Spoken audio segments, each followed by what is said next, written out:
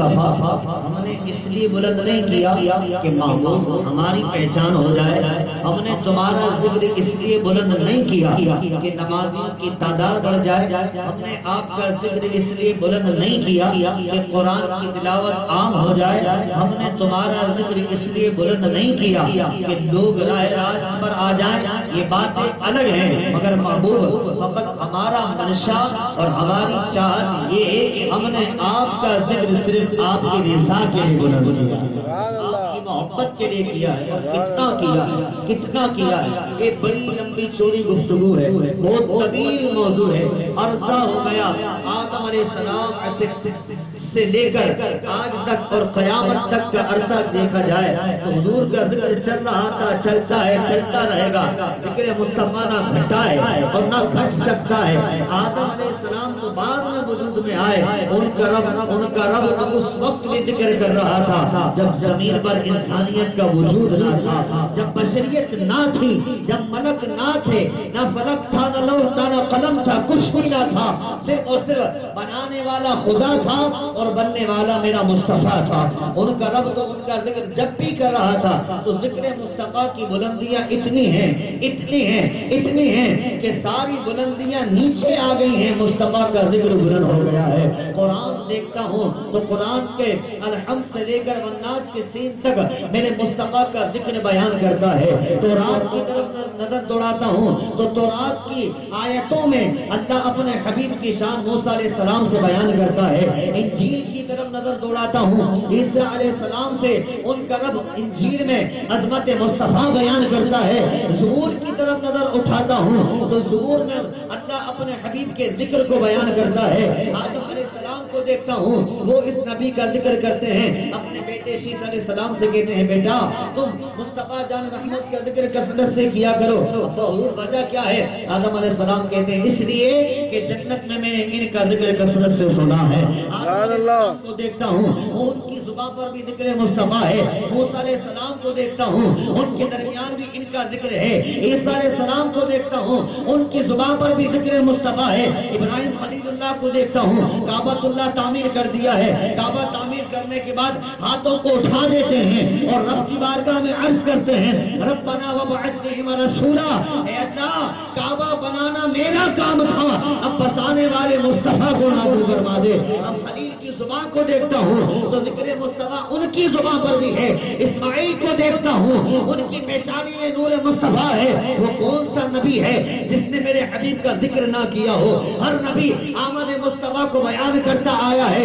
نمازیوں کو دیکھو تو نمازی سجدے میں جا کر ذکر مصطفیٰ کر کے بتاتے ہیں ہمیں رب کے آگے جھکانے والے آ گئے ہیں. ارے مسجدیں بنانے والے ذکر مصطفیٰ کرتے ہیں. لوگوں دیکھو مسجدیں بنوانے والے آ گئے ہیں.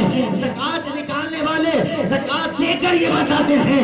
لوگوں کی امداد سکھانے والے آ گئے ہیں. اللہ اکبر. میرے حبیب کا ذکر اتنا بلند ہے، اتنا بلند ہے. قرآن میں حضور کا ذکر، زبور میں حضور کا ذکر، انجیل میں حضور کا ذکر، تورات میں حضور کا ذکر، بخاری میں حضور کا ذکر، مسلم میں حضور کا ذکر، ترمذی میں حضور کا ذکر، نسائی میں حضور کا ذکر، ابن ماجہ میں حضور کا ذکر، امام اعظم کی زبان پر حضور کا ذکر، امام مالک کی زبان پر حضور کا ذکر، امام شافعی کی زبان پر حضور کا ذکر، امام احمد بن حنبل کی زبان پر حضور کا ذکر ہے. غوث سمدانی کی زبان پر اس پیغمبر کا ذکر ہے. باول حق نقشبند کی زبان پر اس نبی کا ذکر ہے. غریب نواز کی زبان پر اس نبی کا ذکر ہے.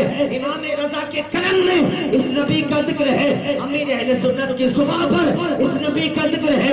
سنیوں کی دھڑکنوں میں مصطفیٰ کا ذکر ہے. ہماری سانسوں میں مصطفیٰ کا ذکر ہے. ہمارے وجود میں مصطفیٰ کا ذکر ہے. حبیب تیرے ذکر کو اتنا بلند کر دیا کائنات کے ذرے ذرے کا مقام نیچے ہے. مصطفیٰ تیرا ذکر بلند ہو گیا. سبحان اللہ سبحان اللہ سبحان اللہ سبحان اللہ. اتنا بلند کر دیا، اتنا بلند کر دیا.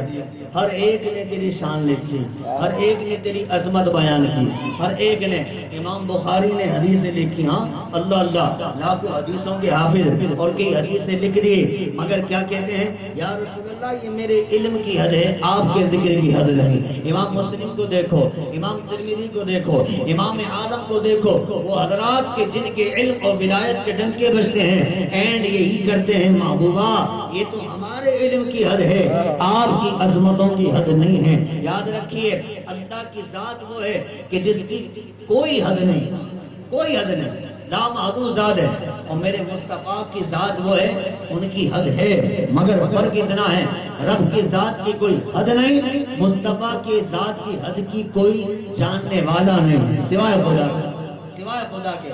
ان کے مقام کی انتہا کو خدا کے سوا کوئی جانتا نہیں، اور خدا لامحدود ہے، لامحدود ہے، لامحدود۔ تو مصطفیٰ جان رحمت وہ قدیم ہستی ہیں، اللہ کا بڑا فضل ہے آپ پر اور ہم پر کہ اللہ نے ہمیں محبوب کریم جیسا نبی عطا فرمایا، ان کا میلاد منانے والا بنایا ہے۔ رب کریم نے ہمیں ان کے دامن سے وابستگی عطا فرمائی ہے۔ یہ میلاد کیا ہے؟ میلاد سے ان کا رب بڑا خوش ہوتا ہے، کیوں نہ خوش ہو، کیوں نہ خوش ہو، اس لیے کہ رب کے حبیب کا میلاد منانے والے گویا کہ مصطفیٰ سے محبت کا اظہار کرتے ہیں۔ اور پھر وہ بزرگ فرماتے ہیں، سرکار سے میں نے پوچھا آقا یہ مسلمان ہر سال آپ کا جشن میلاد مناتے ہیں، کیا آپ کو پسند ہے؟ حضور فرماتے ہیں جو ہم سے خوش ہوتا ہے ہم بھی اس سے خوش ہوتے ہیں۔ سبحان اللہ، سبحان خوش ہوں ان سے ان کا رب بھی خوش ہوتا ہے۔